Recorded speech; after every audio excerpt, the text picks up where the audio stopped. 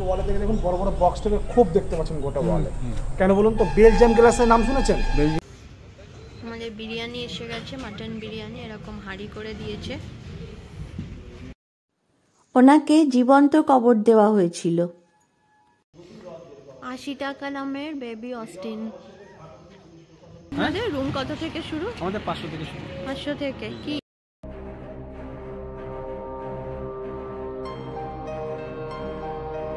প্রিয় বন্ধুরা, আগের ভিডিওতে মুর্শিদাবাদে ভাগীরথীর ওপারের বেশ কয়েকটা দেখবার মতো জায়গা দেখিয়েছি, আর এই ভিডিওতে এপারের কয়েকটা জায়গা থাকছে। জাহানকোষা কামান, বৃহৎ কামান জাহানকোষা অর্থাৎ বিশ্বজয়ী বাঙালি কর্মকার জনার্দনের ধাতুবিদ্যায় পারদর্শিতার একটি অটুট প্রমাণস্বরূপ বিদ্যমান। ইহা দৈর্ঘ্যে প্রায় 5.5 মিটার এবং ইহার ওজন 7 টনের ঊর্ধ্বে। ইহার উপরে খোদিত লিপি হইতে জানা যায়, শাহজাহানের রাজত্বকালে সুবাদার ইসলাম খাঁর আদেশে 1637 খ্রিস্টাব্দে ইহা তৈয়ারি হইয়াছিল। এটা হচ্ছে প্রোটেক্টেড মনুমেন্ট। এই যে রয়েছে জাহানকোষা কামান। রিকা একটু নানা রকমের চেষ্টা চরিত্র করছে কামানটাকে নাড়ানোর জন্য। এগুলো তুলে তুলে দেখছে কিরকম ওজন।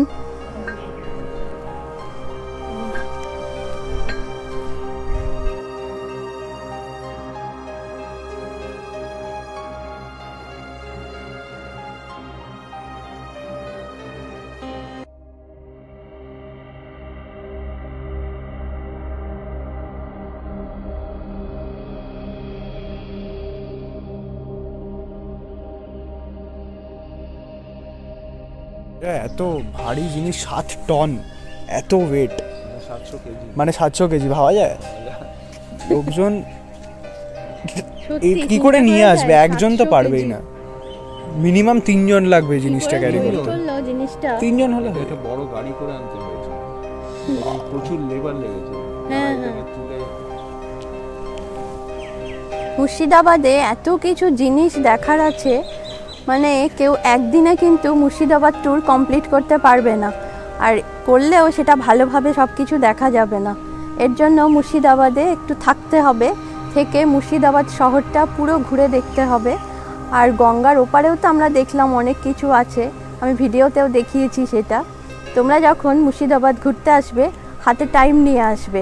এখানে প্রচুর হোটেল আছে থাকার জন্য, আমি দিয়েও দেবো কন্ট্যাক্ট নাম্বার, ওখানে থাকবে থেকে আর এই সব এত কিছু নবাবদের আমলে জিনিসপত্র দেখতে পারবে তোমরা।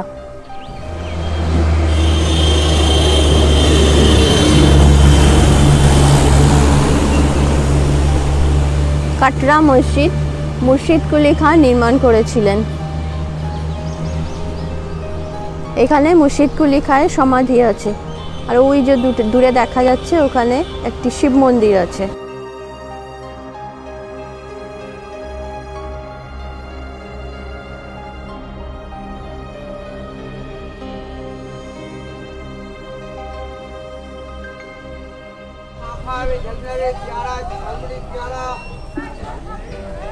সব থেকে পুরনো মসজিদ এটা।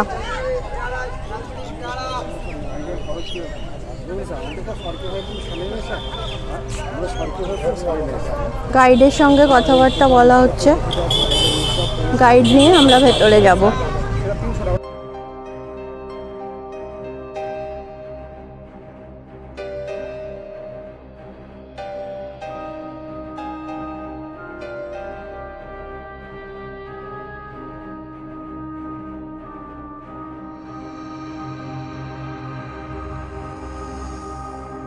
আর এই কাটরা ভাষাটি এর একটি আরবি ভাষা থেকে এসছে। কাটরা শব্দের বাংলা অর্থ হচ্ছে গঞ্জ বা বাজার।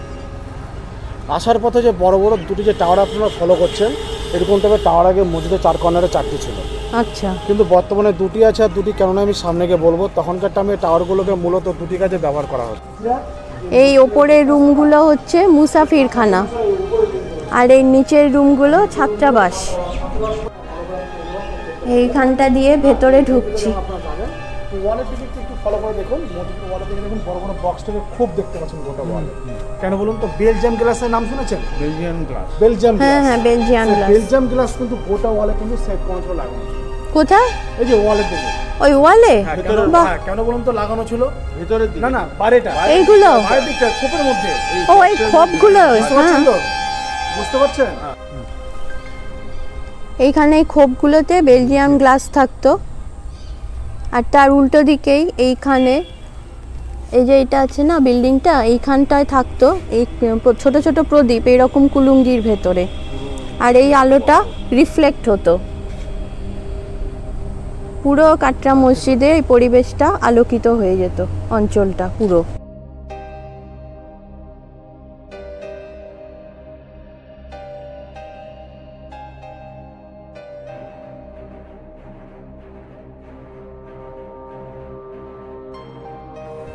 এই জায়গা দিয়ে এসে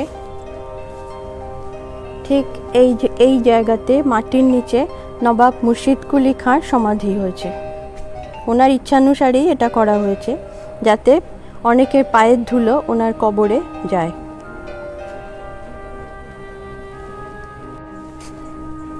আগে এই জায়গাটাই মসজিদের সামনের দিক ছিল, মূল প্রবেশদ্বার।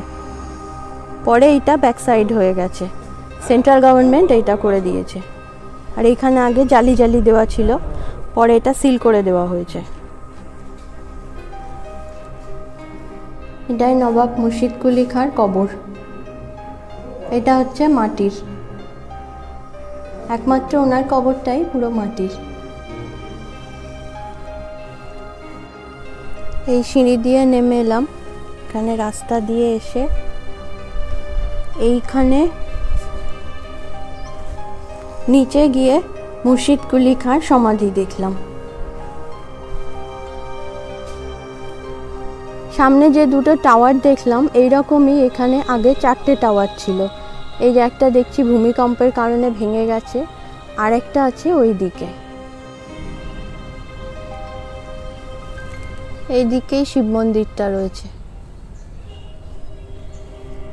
এইটা রেনোভেশন হয়েছে শিব মন্দিরে, কিন্তু শিবলিঙ্গটা পুরনো, মুর্শিদ কুলি খাঁর আমলের শিব মন্দিরের শিবলিঙ্গ এটা। হাজারদুয়ারি রেস্টুরেন্টে বিরিয়ানি খেতে এলাম। এখানে বিরিয়ানি ছাড়াও আরো অনেক খাবারই পাওয়া যায়। রেস্টুরেন্টের চারদিকটাও বেশ সুন্দর করে ডেকোরেশন করা।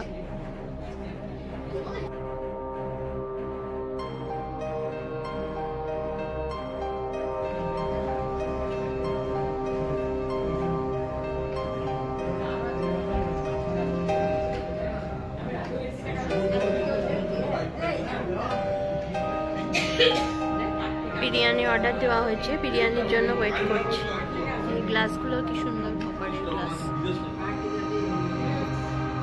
আমাদের বিরিয়ানি এসে গেছে, মাটন বিরিয়ানি এরকম হাঁড়ি করে দিয়েছে।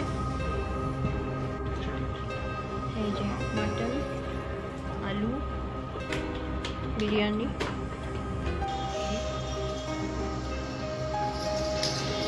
আজিমুন্নাসা বেগমের সমাধি।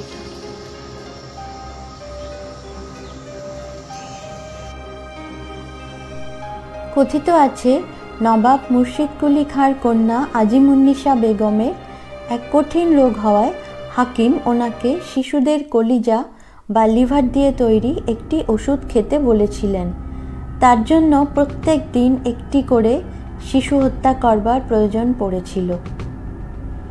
তাই এই নির্মম কাজ থেকে রক্ষা পাওয়ার জন্য বেগমের স্বামী অর্থাৎ দ্বিতীয় নবাব সুজাউদ্দিন খাঁ ওনাকে জীবন্ত সমাধি দিয়েছিলেন। আর সমাধির ঠিক ওপরে জাল দিয়ে ঘেরা ছিল, যাতে অন্য মানুষের পদধূলি পেয়ে উনি পাপ মুক্ত হন। এটাই আজিমুন্নিসা বেগমের সমাধি। সিঁড়ি দিয়ে উঠে এলাম, আর ঠিক এর নিচেই বেগমের সমাধি রয়েছে। ওনাকে জীবন্ত সমাধি দেওয়া হয়। এখানে এক মসজিদে ধ্বংসাবশেষ রয়েছে, যে মসজিদটা আজিমুন্নিসা বেগম তৈরি করেছিলেন। মীর জাফর, তার পরিবারের লোকজন আর তাদের বেগমদের কবর মিলিয়ে এখানে 1100 জনের কবর রয়েছে। জায়গাটার নাম জাফরাগঞ্জ।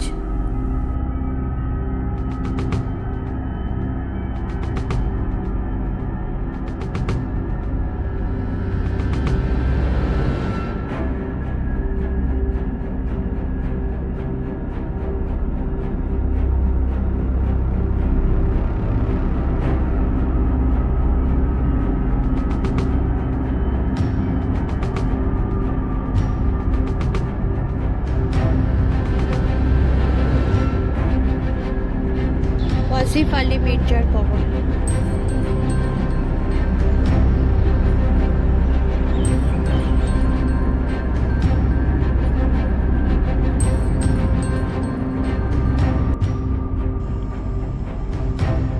প্রচুর কবর রয়েছে, তার মধ্যে এইটা হচ্ছে মীর জাফরের কবর। এটা মীর জাফরের প্রাসাদের ধ্বংসাবশেষ। নবাব সিরাজউদ্দৌলাকে এইখানেই বন্দি করে আনা হয়েছিল এবং এইখানেই ওনাকে হত্যা করা হয়। এই জন্য এর নাম নিমকহারাম দেউরি। দেখতে চলে এলাম জাফরাগঞ্জ দেবোত্তর ও দাতব্য প্রতিষ্ঠান। এখানে আস্তে আস্তে আমাদের সন্ধে হয়ে গেল। এখানে এন্ট্রি ফি 20 টাকা করে।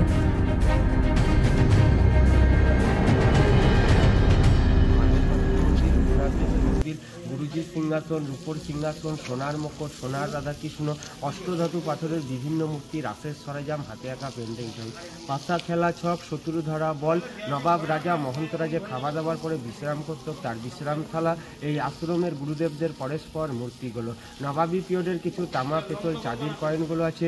এখন যেমন বিদেশে যাওয়ার জন্য পাসপোর্ট তৈরি করতে হয়, নবাবী পিরিয়ডে পাসপোর্ট ছিল না, কী ধরনের ব্যাজ ছিল সেসব ব্যাজগুলো, পুরোনো দিনের কিছু অস্ত্র শস্ত্রগুলো, 300-400 গরিব মানুষদেরকে খাওয়ানো হতো সেসব বাসনপত্রগুলো।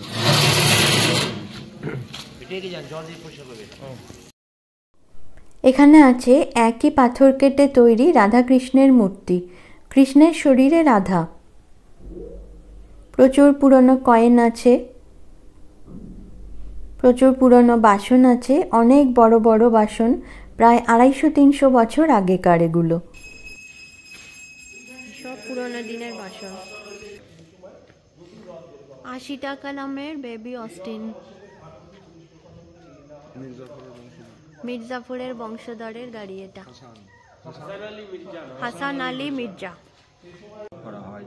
আর একটু ওপর দিকে দেখে নেবেন কয়েকটি ঝাড়বাতি দেখতে পাচ্ছেন। এই ঝাড়বাতিগুলোকে বলা হতো বেলওয়ারির ঝাড়। তখনকার দিনে এই ঝাড়গুলোকে জ্বালানো হতো মোমবাতি দিয়ে।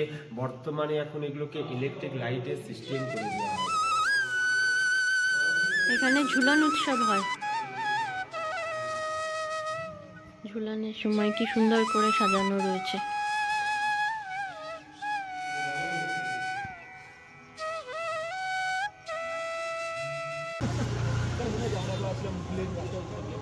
রাতের বেলায় হাজারদুয়ারি,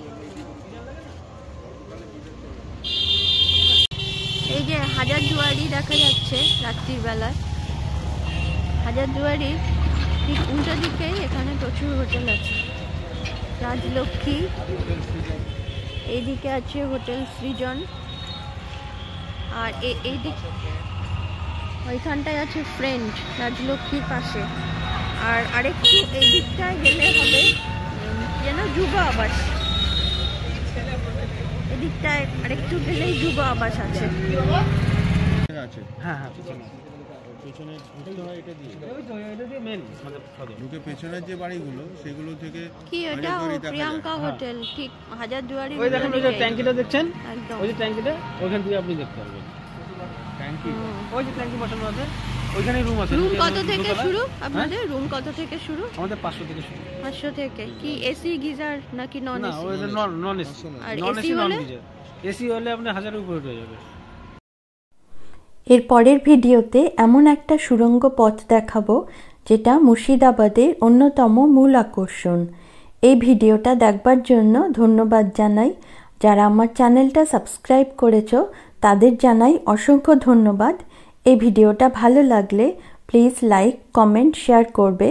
আর এখনও যারা সাবস্ক্রাইব করোনি তারা সাবস্ক্রাইব করে পাশে থাকবে।